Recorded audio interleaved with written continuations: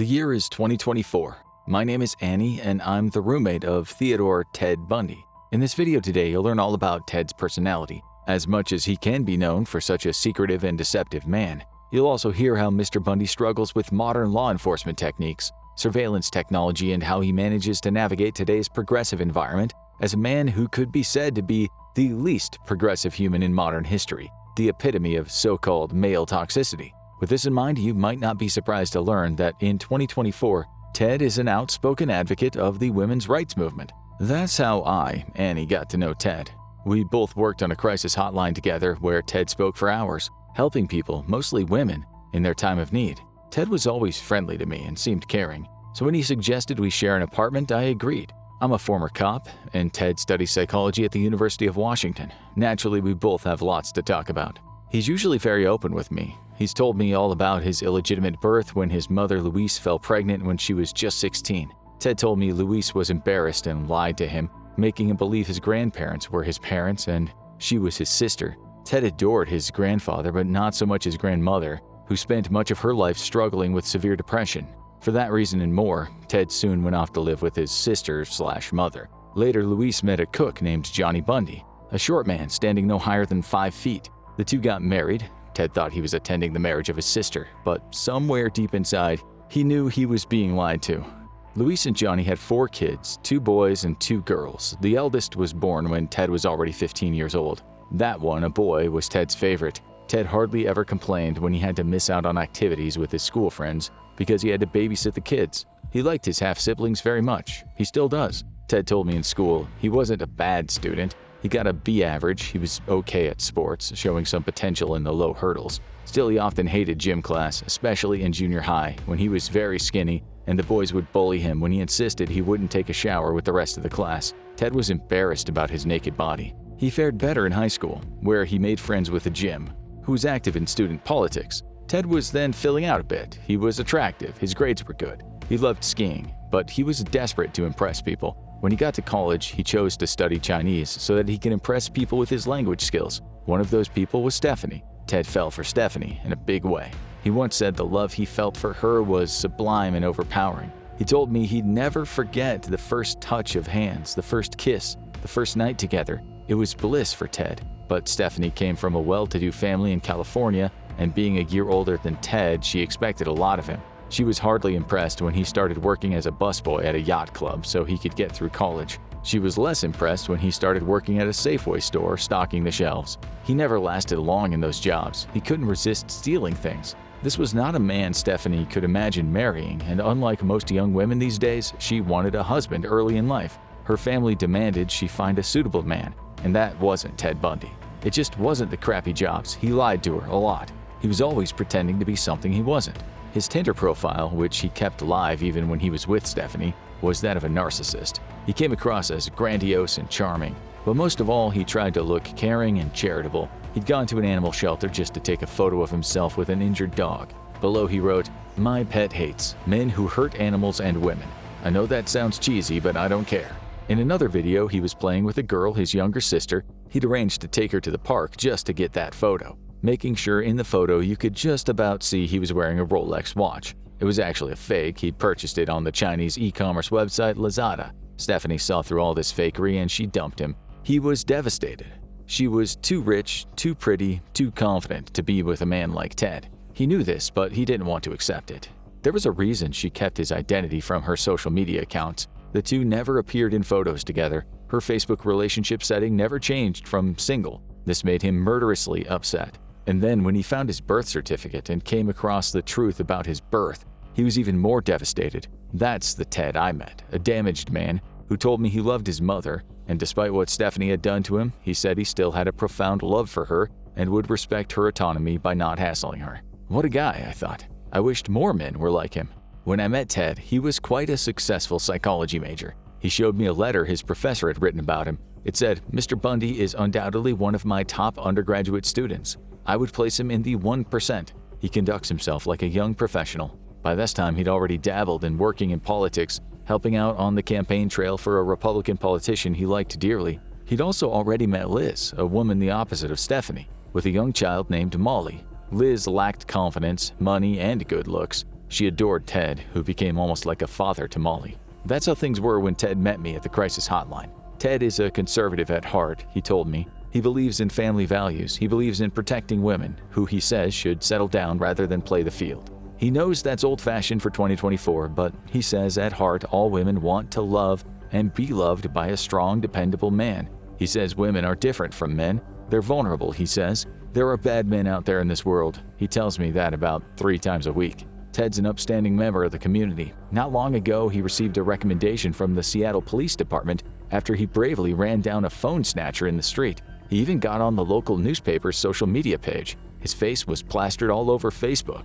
The newspaper wrote, Ted Bundy, 26, caught a man who had snatched a woman's phone in the Northgate Mall parking area Monday night. Police said Bundy chased the man on foot in First Avenue Northeast and caught him as he was stuffing the phone into a garbage can. Later at Green Lake in northern Seattle, Ted jumped in the water and saved a 3-year-old from drowning. The whole thing was caught on video, which was later criticized because a group of people filmed and did nothing. That's modern life for you, but Ted is different. Fully clothed, iPhone in his pocket, he jumped in and dragged her out as everyone else watched. Ted is now a hero to the 2,000-plus friends he has on Facebook and the many followers in his Instagram account. He told me he stays away from X, formerly known as Twitter, due to the prevalence of misogyny on the platform. I disagreed with him, but Ted said I don't know what men are really like. X, he says, is a cesspit of toxicity. Good guys, he says, use Facebook and Instagram. Ted told me he thinks there's too much toxicity in the world, which is why he wrote a paper he published on his social media accounts titled The Why Factor: How Most Men Don't Realize They're Toxic. I wouldn't call him an activist. He's not keen on activist types, but man, he's active online. He once told me he feels more suited to life online, where he feels he can truly be himself. He's a great guy at home, too.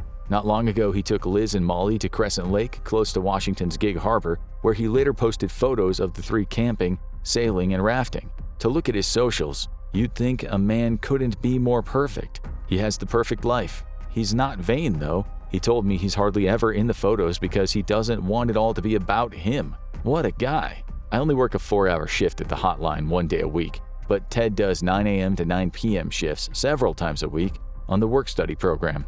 All we're asked is to be good listeners. We should be empathetic. When it comes to talking someone out of a crisis, Ted excels. He has literally saved many lives. He sounds genuinely caring as he listens for sometimes hours on end to people's problems. Ted knows how to talk to women, which he said helps with the rest of his life. He's listened to me for hours on end as I've told them about my failing relationships, the fact that I split up with my husband right after he'd been diagnosed as having a deadly skin cancer. Ted advised me not to go back just because my husband was sick.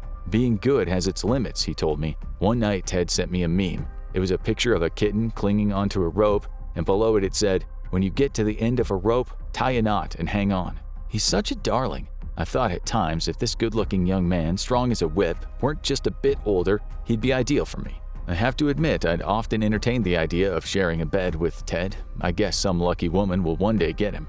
He also really is interested in my former job as a cop. Working at the hotline, we already get to know a lot of insider information as to how law enforcement works, but Ted never gets tired of asking me about how things work in the police. I've shared a lot of information with Ted about the cases I worked on and how we caught the criminals. In police speak, he's what we'd call very forensically aware. This is great because he can advise women on how to stay safe. Ted's barely ever home, though. The other day, I thought he'd been at the crisis center throughout the night, but someone later told me he didn't work that particular shift. When I asked him about it, trying not to sound too prying, he said he sometimes likes to drive all around all night just to think about the state of the world and how he can make things better.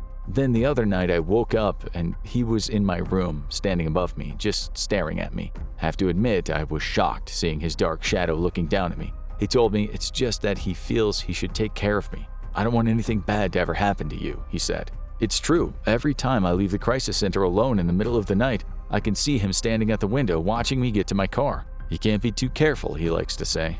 I was even more impressed when he told me he'd landed a position at Seattle's Crime Prevention Advisory Commission. It seems all that studying crime and criminals paid off. He told me he'd be working on a pamphlet to advise women to stay safe and had been asked by the Department of Emergency Services to help find missing women.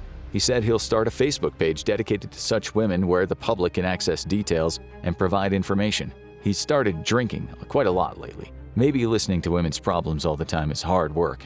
I know he started dating Stephanie again, but he didn't want to discuss it. What's weird is she found me on Facebook and told me he just dumped her out of the blue. She told me he changed so completely. I escaped through the skin of my teeth. When I think about how cold and calculating he is, it makes me shudder.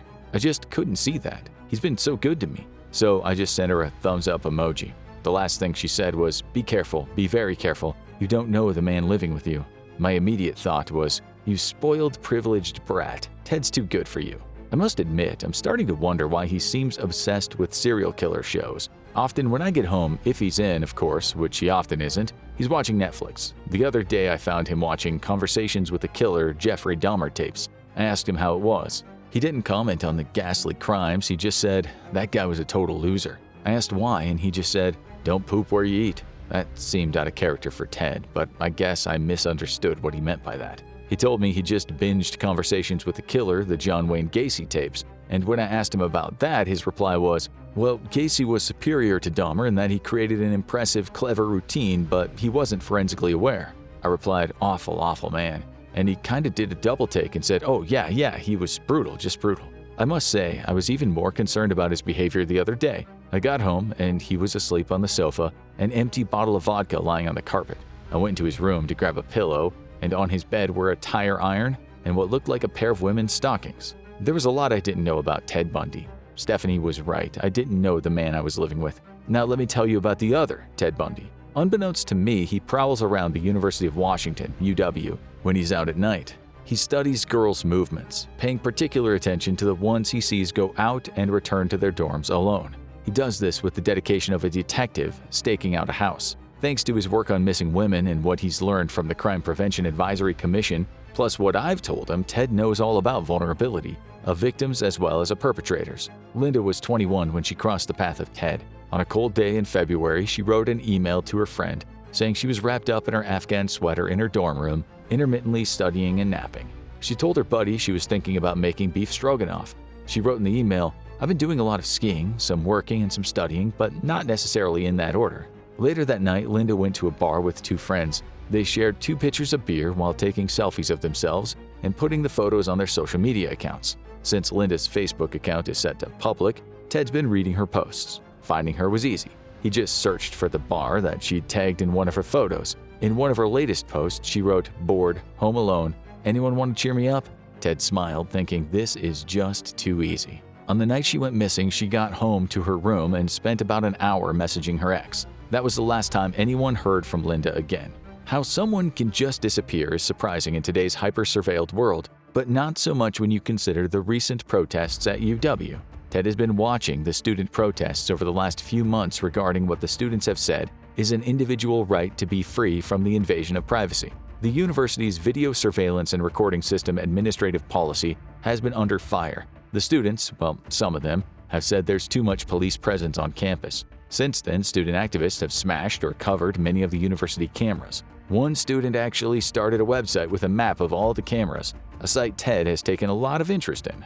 Detectives were alerted to Linda going missing by her friends. They went into her dorm room and pulled back her bed sheets, where they found bloodstains. The blood had seeped through all the way to her mattress. It seemed obvious that someone had attacked her in her bed. Her friends told investigators that Linda always made her bed by pulling the sheets above her pillow, but when they saw the bed, whoever had made it hadn't done that. Police then found her nightdress in the closet. The neck was stained with dried blood. Her backpack was also missing, but her phone was there. The cops assumed someone beat her unconscious in her room and then took her away. They checked the CCTV recordings only to discover, to their dismay, that most of the cameras had been rendered useless by being painted over. Since the protests started, cameras all over the university have been covered with stickers depicting the eye from George Orwell's dystopian masterpiece, 1984. Later, police received a call from someone who wanted to remain anonymous. "Listen," said the caller, "the guy who attacked that girl was seen on campus." Over the next few days, detectives tried to interview students to find out if a man had been seen, but the Seattle police at this point in time were not very popular on campus. They got little help. One day someone scrawled "pigs" on their unmarked car. They did hear, though, that a guy on crutches had been seen hanging around. They just didn't have the video evidence. But for the most part, the students were worried out of their minds. This surely was a murder case, which shouldn't happen in 2024 right on campus. saying that in 2022, 4 University of Idaho students were brutally stabbed to death in a house close to campus. Still, it wasn't long until a criminology PhD student at the nearby Washington State University was arrested and charged. If the police are disliked at the University of Washington, they are more disliked at Evergreen State College. Here, they're despised by quite a number of student activists whose calls for less policing in the face of oppression have led to a dwindling of their numbers on campus. This is the ideal environment for Ted Bundy. Just months after Ted murdered Linda, he found a victim at Evergreen. She was 19 years old and was currently working on a thesis titled "More White Than Black: Is Color Inequality in the Panda Bear Intrinsic Racism? A Reverse Zoonotic Contagion of 21st Century Intersectional Oppression." Again, Ted followed this girl on social media, where she was very active. He found her easily because she was on his own page on women's safety. On the night of her murder, she arranged to go to a jazz concert. Her friends later said she changed her clothes quite a few times before choosing an outfit she was comfortable with. She posted a photo of herself dressed up like this on Facebook before leaving the house, and within 10 minutes had received at least 48 likes. Ted almost hit like, but thought better of it. Like Linda, she seemed to just disappear into thin air. Ted had earlier asked one girl to help him take his books to a beat-up vintage VW Beetle. He then told her he'd dropped his car keys. He gave her a look as if to say, "Please pick them up for me." She refused and walked away. Police later discovered that his car had been parked in a CCTV blind spot, and the camera that should have spotted it had been covered with one of those 1984 stickers. Another thing she noticed on the windscreen of the car was a disabled sticker, something Ted had purchased online. Ted had been using every trick in the book to take advantage of people's compassion for the struggles of certain groups that may face hardships, including the disabled. He recently purchased a couple of t-shirts that said "Cure Ableism." Ted realized that the crutches just wouldn't cut it, believing they wouldn't garner enough sympathy, especially given all his perceived advantages. He soon decided to up the ante and pretend that he had a lifetime disability. Ted believed he was ahead of the curve. Despite the widespread antipathy toward police on university campuses, after Ted killed an 18-year-old girl named Susan, the collective mood changed. Many students were unhappy that the cameras had been destroyed. They called for more police presence. Susan, who was a biology student with ambitions to become a doctor one day, was a hard-working young woman. She'd worked 2 jobs to put herself through college with her own money. She was always active, spending some of her free time learning Brazilian jiu-jitsu. She might have only been 5'2" and 120 pounds, but she was fit and tough. On the day she went missing, she jogged in the morning, taken a jiu-jitsu class in the afternoon, and after some study did her laundry in the evening, after which she was going to head to an advisor's meeting. Her plan for relaxation that night was to see a new German movie right after she dried her clothes. But the friends she was meant to see that movie with waited and waited. Meanwhile, her clothes sat in the dryer. Susan's friends soon grew suspicious. She was not the kind of girl to stand up a buddy, and when she didn't get back to her dorm that evening, something she'd usually never do without telling someone, the alarm was raised. The campus police were soon on the case. Notably, Susan and her friends were not the activist type. They'd been furious about the CCTV cameras being stickered over and smashed. With the help of her friends, police realized that for Susan to get back to her dorm, she would have had to walk through a construction area and then walk across a small bridge over a pond. She would have then had to pass under a railroad trestle, which was quite a dark area despite being near a student car park. One of the cops told Susan's friend if someone watched her, followed her, and meant to grab her, it would have been here under the trestle. He added, "It's dark as hell for about 20 feet. Police knew about her martial arts experience. They knew from her friends that she'd been carrying a load of papers. Had anyone tried to grab her, not only would there probably have been a fight and screams, but there should have been papers scattered everywhere. Someone, they thought, must have taken advantage of her bad eyesight and knocked her clean out before she had time to think." Then a witness came forward saying she'd seen a young, handsome man hanging around close to the library. This guy, she said, had walked in a way to make her think he might have had a disability. Other people came forward saying they'd also seen this same guy, who they said seemed to be having problems carrying his books. Now police had heard this story again. They also heard that guy's car, a Beetle, was missing the front passenger seat.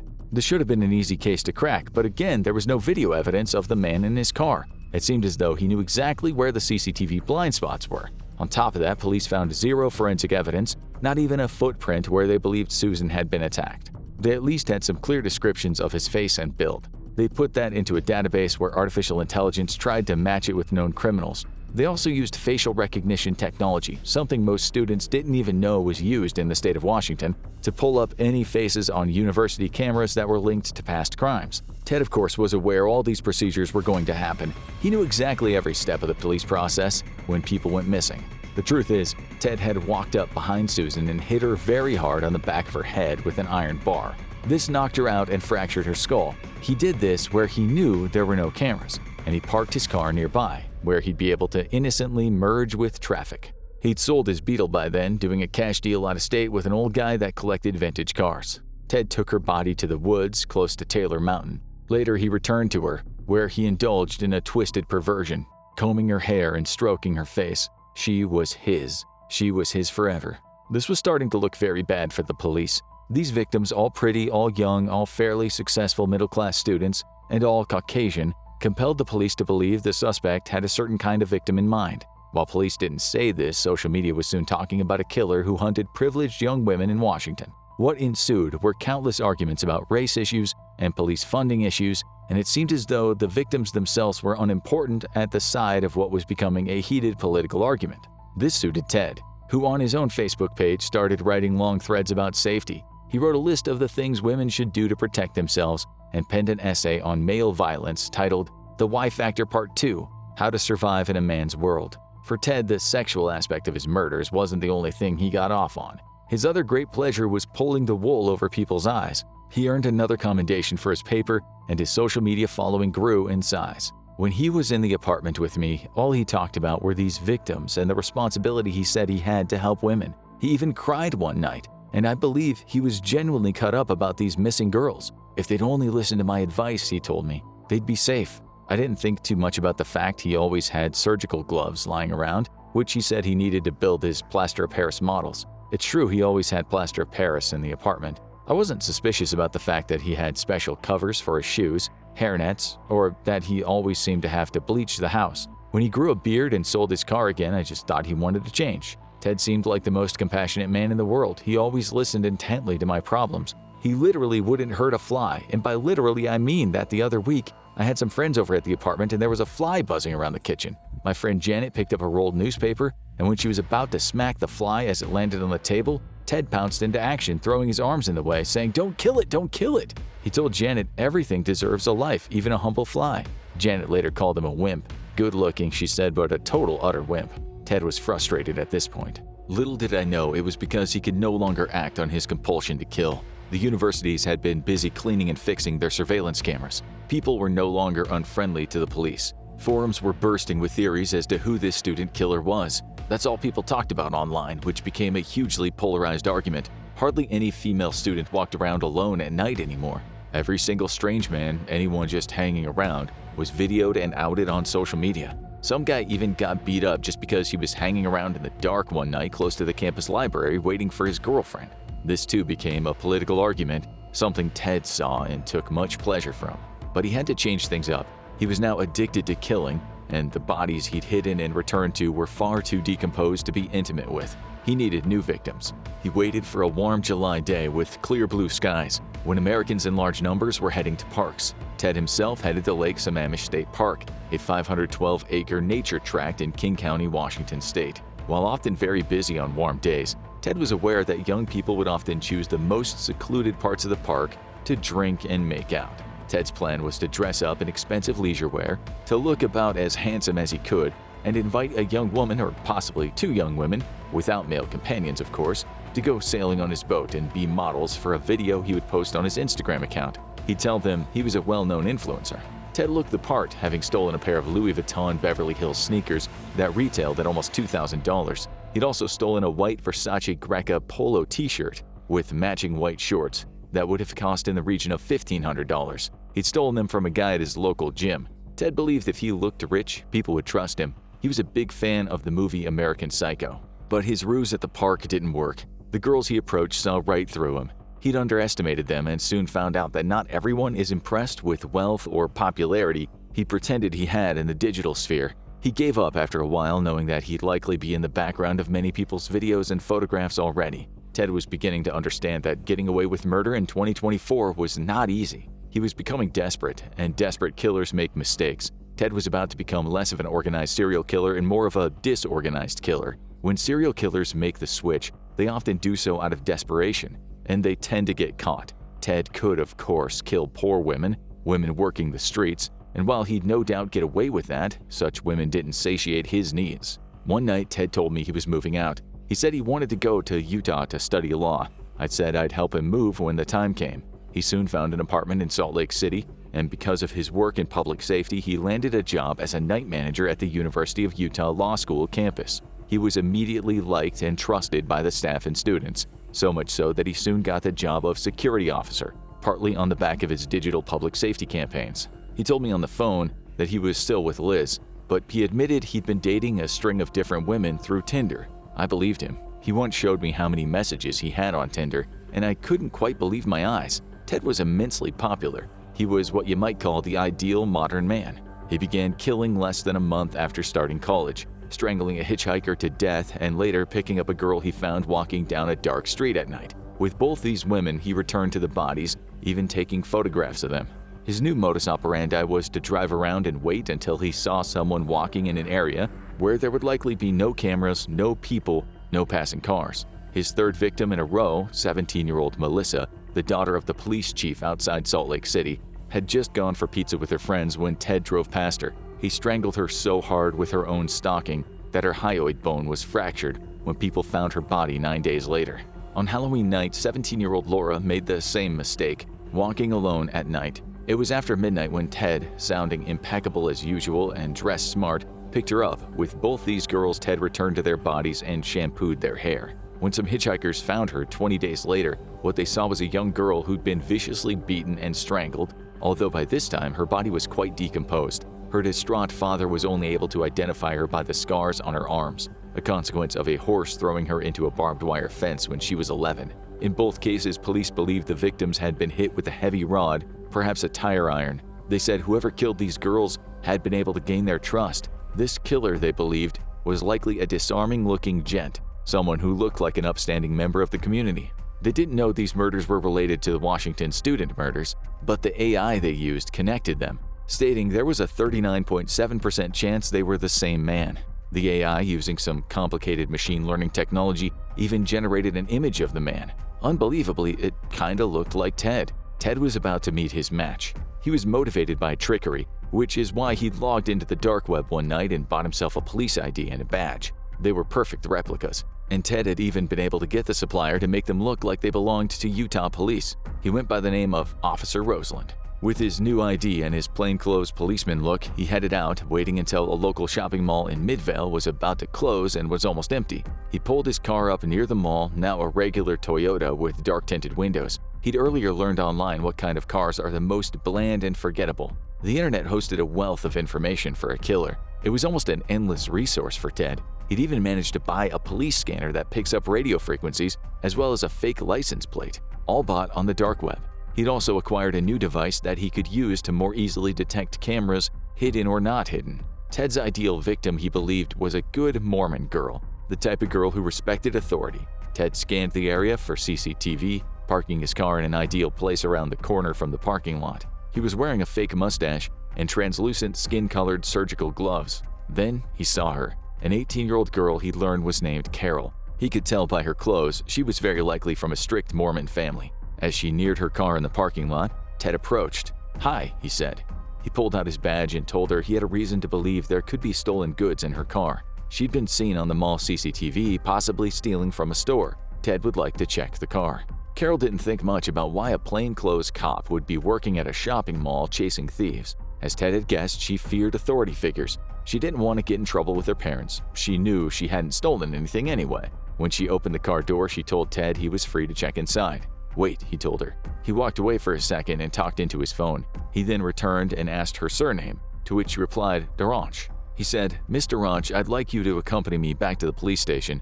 You're not under arrest, but we believe you may be involved in a crime that was committed in this mall earlier today." "I've only been here about 30 minutes, she protested. Ted said it'll only take a few minutes. If you have to call your parents, you can call them from the station. She thought about getting her parents involved. "Okay," she said, "if it's just a few minutes." But as soon as she got into Ted's car, she noticed a strong smell of alcohol. She became more suspicious when she heard the lock on her door click shut. He then pulled away from the mall, but not in the direction where she knew the police station to be. He just ignored her when she asked where he was taking her.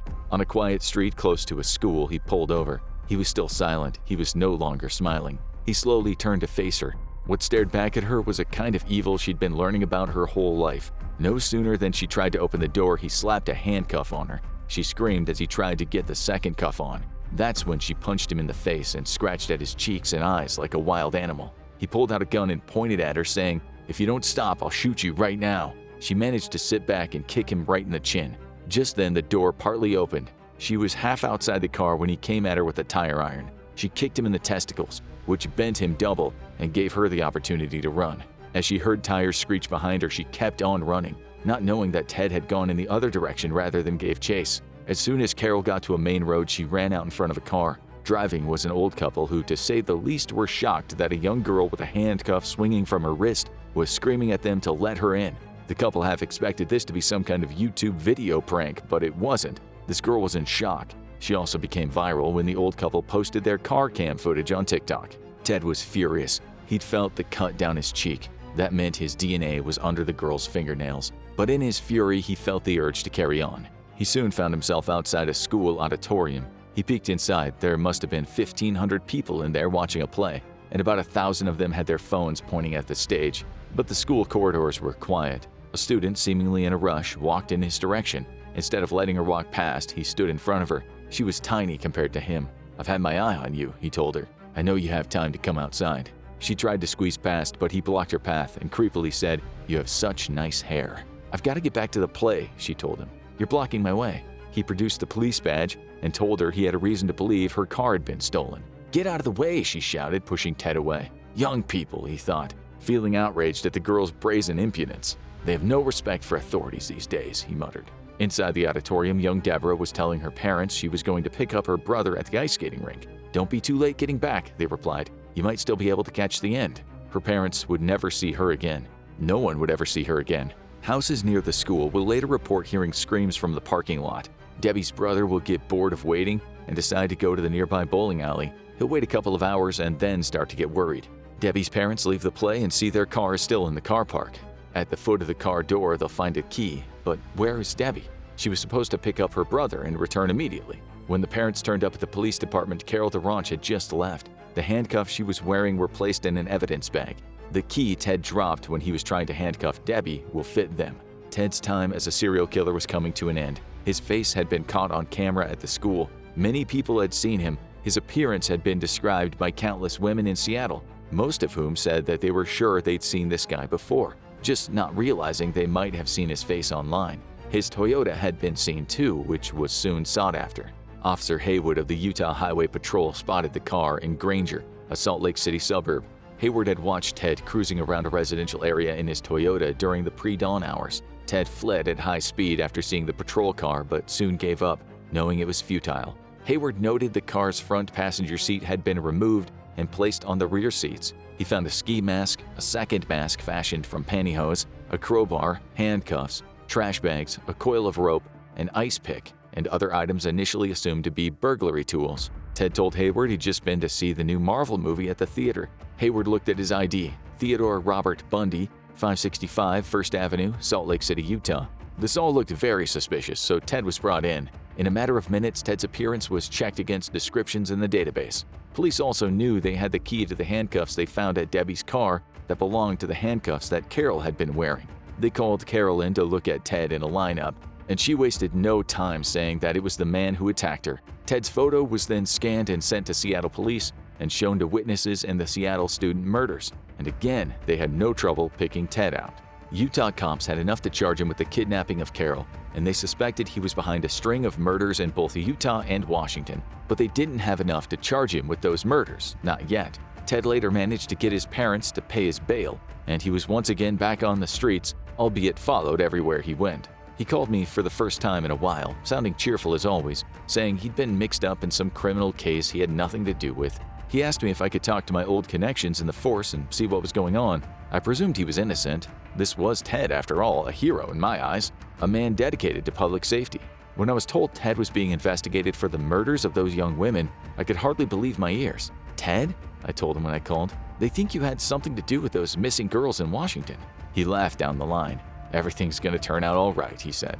"If it doesn't, I guess you'll be seeing my face on TV." The next day, I was driving with my son and I heard on the radio, Theodore Robert Bundy, a former resident of Tacoma, has been charged with a series of brutal murders. I didn't hear anything from Ted for a couple months until I received a letter he'd written from jail. He wrote, "My world is a cage." Philosophically, he added, "How many men before me have struggled to vainly describe the cruel metamorphosis that occurs in captivity?" It seems now he was an advocate for prisoners' rights. People, he said, had just been brought up on the wrong side of the tracks. He told me they just found a body that belonged to one of the missing girls in Washington. They had charged him with that and 2 Utah murders. "You know how ridiculous that is?" he wrote, telling me how much he missed Molly and his youngest brother.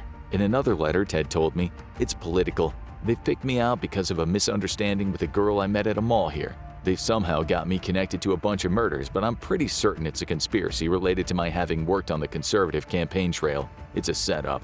He knew now the media was all over the fact that he'd worked in politics and was an advocate of women's rights. He asked me to put some money into his jail account, which I would later do. He also wrote a poem in the letter titled Days and Nights. It went, "This is no way to be. A man ought to be free. That man should be me." In another letter, he said men were forced to watch TV because there was nothing else to do. He called TV visual brain cancer. He wrote another poem talking about his newfound relationship with God. Part of it went, "The scriptures bring peace. They talk of release. They bring us to God. In here, that seems odd." Admittedly, Ted Bundy was not a very good poet. His name was now all over the TV. On certain web forums, some people talked of a conspiracy. I'm not sure if Ted had managed to somehow get his narrative out there. While most people were sympathetic toward the victims, some people said they had little compassion for such privileged girls. I thought that was a bit nasty, but such is life online. Ted even had a support group, a kind of fan club. His face was all over the internet. The media decried the fact that he had fans, talking about how this exposed misogyny in a society where his male fans were concerned and where females were concerned, and the media talked of self-hatred born from that male misogyny. Ted, said some of those newspapers, was the consequence of a positive masculinity movement. The underlying message was no man could be trusted. It was a good time to have a media business or a YouTube channel. I spoke to Liz one day. We met at a cafe. Sitting around the back where she could smoke, I swear, in a matter of 2 hours, she went through a whole 20-pack. She told me that Ted had also kept plaster of Paris at her house. At this point, everyone was now aware of the killer approaching women with casts on. She said he was never there at night when he stayed at her house. He'd come back and sleep all day, never telling her where he'd been. She said one night she woke up and he was under the covers with a torch looking at private parts. One night he asked to tie her up. She was reluctant but agreed in the end. She said as soon as she nodded her head, he went straight to where she kept her stockings. He knew where they were. When he tied her, everything was too tight. After he let her go, she joked and said she'd report him. He laughed back and said, "Don't do that and I'll break your neck." She said, "I'm not sure if he was kidding."